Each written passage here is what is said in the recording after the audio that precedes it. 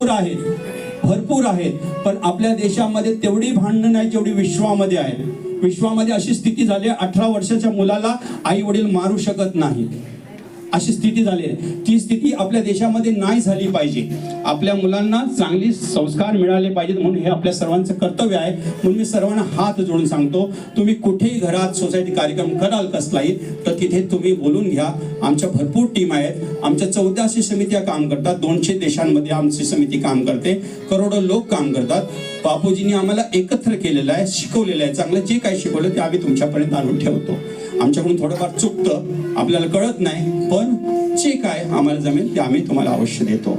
ज्या मुलांना पालकांना 2 शब्द या कार्यक्रमाविषयी बोलायचं असेल, तुम्हाला कसं वाटलं तर अवश्य पुढे या आणि 2 शब्द बोला.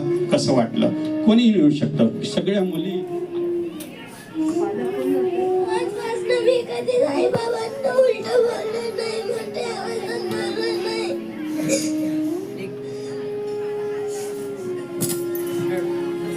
ते जास्त सगळं काय सांगतात. आजपासून मी आई बाबांना उलट बोलणार नाही, मोठ्या आवाजात बोलणार नाही. हे मुलांच्या हृदयातून निघणारे शब्द आहेत. हा दिवस सर्व आई वडिलांना रडवण्याचा आहे.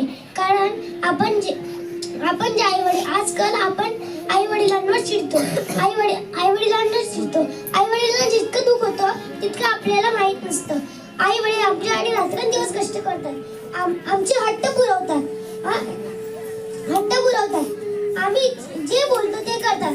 पण आम्ही या 14 फेब्रुवारी दिवसात आम्हाला कळालं की आई वडिलांचं इतकं महत्व असतं.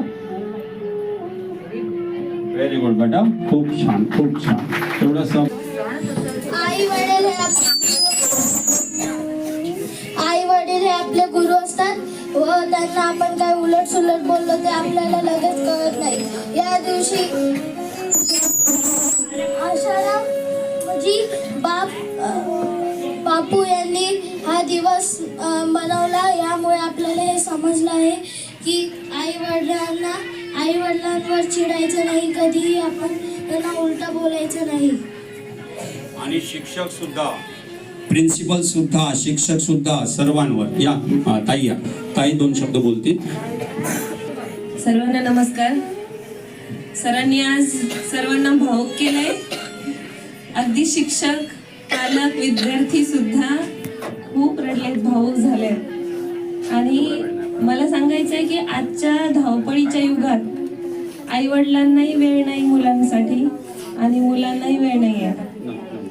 शिक्षण, अभ्यास, होमवर्क ह्याच्यामध्ये खूप गुंतून गेलेले आहेत आई वडील कामामध्ये.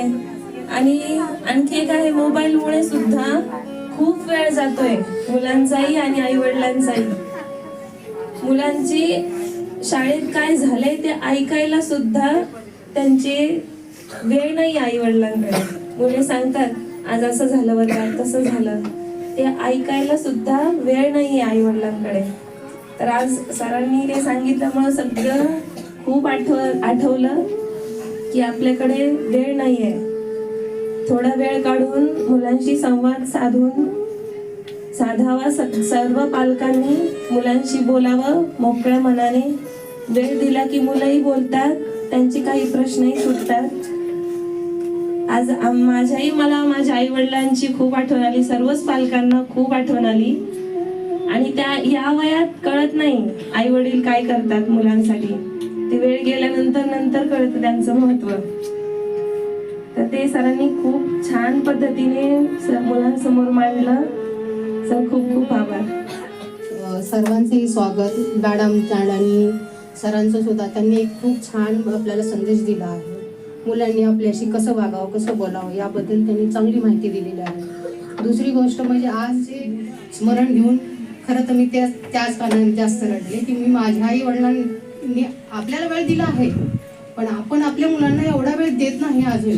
कारण तर आहेत, भरपूर आहे. आपलं लाईफस्टाईल बदललेलं आहे, मोबाईल आलेला आहे. त्यामुळे कसं आपण आता आपला वेळ काढूया आणि आपल्या मुलांशी गप्पा गोष्टी त्यांच्याशी बोलूया. शाळेतून आल्यानंतरही त्यांच्याशी गप्पा गोष्टी करा, म्हणजे तेही आपल्याला समजतील, आपणही त्यांना समजून घेऊ. धन्यवाद. पूत कपूत होतो पाय दंसंचे. चांगले संतान होत असेल तर पैसा साठवायची गरज नाही. मुलं आपल्या पायावर उभी राहतील आणि कमवतील. आणि मुलं जर बिघडली तर आपण संचय करून साठवलेलं धन ती मुलं उडवून टाकणार आपल्या डोळ्यासमोर आणि आपल्याला त्रास देणार. तर पैसे साठवायला हरकत नाही, पण सर्वात जास्त आवश्यक आहे मुलांना चांगले संस्कार देणे. आणि संस्कार देतात आपले संत महात्मा. तर तुम्ही संतांकडे सत्संगमध्ये मुलांना न्या. नाही जमत असेल टीव्ही मध्ये छान छान आस्था, संस्कार अशी खूप चॅनल आहेत, त्या चॅनलवर रोज थोडंसं सत्संग लावायचा. आणि सर्वांची एक प्रार्थना आहे, कमीत कमी दिवसातलं एक तरी जेवण एकत्र बसून करायचा प्रयत्न करायचा. त्याच्यामुळे खूप घरामध्ये फरक पडतो. आणि ओंकाराचं गुंजन मगाशी मी सांगितलं कमीत कमी 7 वेळा किंवा 15 मिनिटे घरात रोज करा. हे प्रभू आनंदाचा प्रार्थना आहे, ती सुद्धा घरात नाही करायला जमलं तरी तुम्ही नुसती प्ले केली तरी चालेल. हा, कमी शब्दामध्ये म्हणा. आणि आई बाबांना नौकर बनून ठेवलं होतं. तर एक दिवशी काय झालं, ते सगळे बाहेर गेले होते. तर आई वडिलांना त्यांनी नौकर बनवून त्यांच्यावर सामाईन दिलेलं, त्यांनी नव्हतं घेतलं. तर ते जेव्हा वाटेमध्ये थांबले आणि ते म्हणजे झाडाखाली जेव्हा झोपले ते, तेव्हा 3 देव्या आल्या आणि त्या आजी आणि ते होते ना आजोबा, त्यांनी पाय धुतले. तर जो त्यांचा मुलगा होता तो मुलगा म्हणला, तुम्ही काय यांचे पाय धुताय, तुम्ही एवढे देवे आहेत. तर ते देव्या म्हटल्या की या आई वडिलांचं हे पायाचं पाणी आमच्यासाठी स्वर्ग आहे. आणि आई बाबांना नौकर बनवून ठेवलं होतं. तर एक दिवशी काय झालं, ते सगळे बाहेर गेले होते.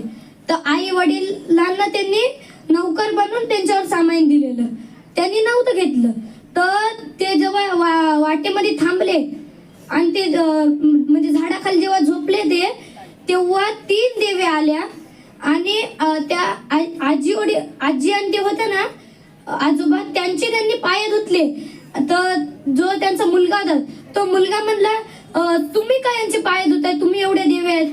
तर ते देव्या म्हटल्या की या आई वडिलांचं हे पायाचं पाणी आमच्यासाठी स्वर्ग आहे. तर